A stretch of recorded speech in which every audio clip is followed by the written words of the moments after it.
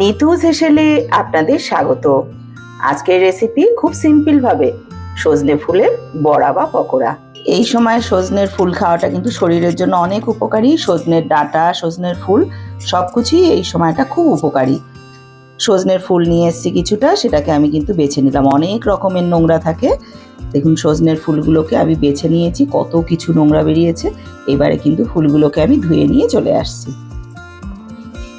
ভালো করে ধুয়ে এই যে জল ঝরিয়ে নিচ্ছি, আমি ঝুড়িটার মধ্যে রেখে দিয়েছি, জলগুলো সব পড়ে যাবে। ফুলগুলো জল ঝরিয়ে নিয়ে এলাম। আমার এখানে কিন্তু 100 গ্রাম পরিমাণে ফুল নিয়ে নিয়েছি। তাতে আমি দিয়ে দিচ্ছি 4 চামচ বেসন,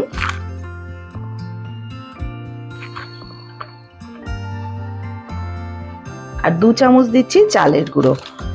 যতটা বেসন দেব তার অর্ধেক পরিমাণে চালের গুঁড়ো। লবণ দিয়ে দেব পরিমাণ মতো।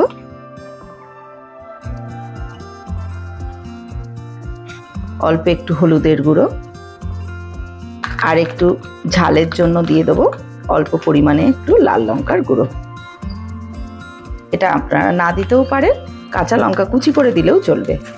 এর মধ্যে দিয়ে দিতে হবে 1/2 চামচ পরিমাণে কালো জিরে, 1 চামচ পোস্তর দানা।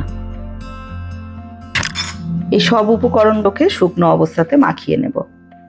আর একটা কথা, এর মধ্যে কিন্তু আমি একটুও জল দেব না।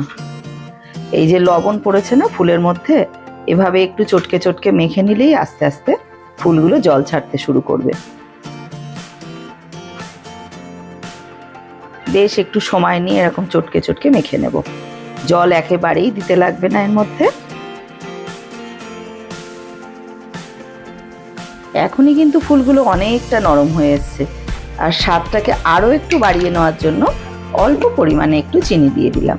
দিয়ে আবারও ভালোভাবে হাত দিয়ে মেখে নেব। মেখে কিন্তু আমি এটাকে 10 মিনিটের জন্য রেস্টে রেখে দেবো। তারপরে আসছি এটার কি অবস্থা হয়। 10 মিনিট পর চলে এলাম।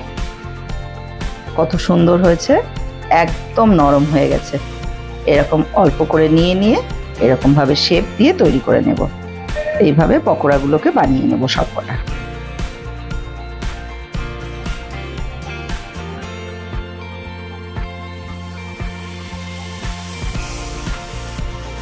কড়াই গরম হয়ে গেছে, আমি তেল দিয়ে নিয়েছি সাদা তেল।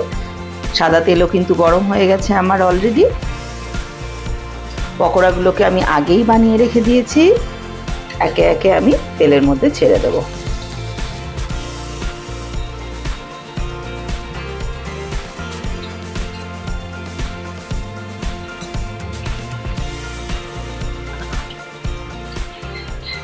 একসঙ্গে সব কটা দেব না,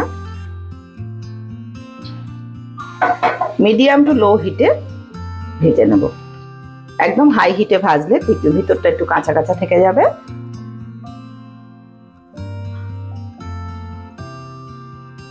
এক পিঠ কিন্তু রেডি। এই যে এরকম লাল লাল করে এক পিঠ ভেজে নিয়েছি। উল্টে দিয়ে কিন্তু অপর পিঠটাকেও এরকম লো হিটে আমি ভেজে নিচ্ছি, যাতে একদম ভিতরটা পর্যন্ত সুন্দরভাবে ভাজা হয়ে যায়।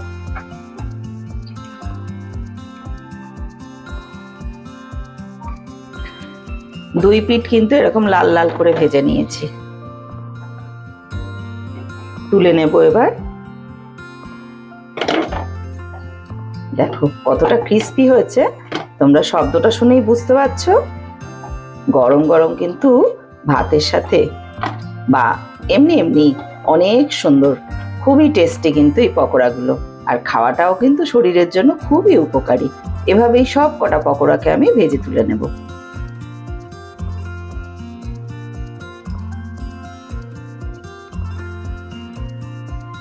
খুব সিম্পল ভাবে এই সজনে ফুলের পকোড়াগুলো একবার হলেও কিন্তু তোমরা বাড়িতে ট্রাই করবে।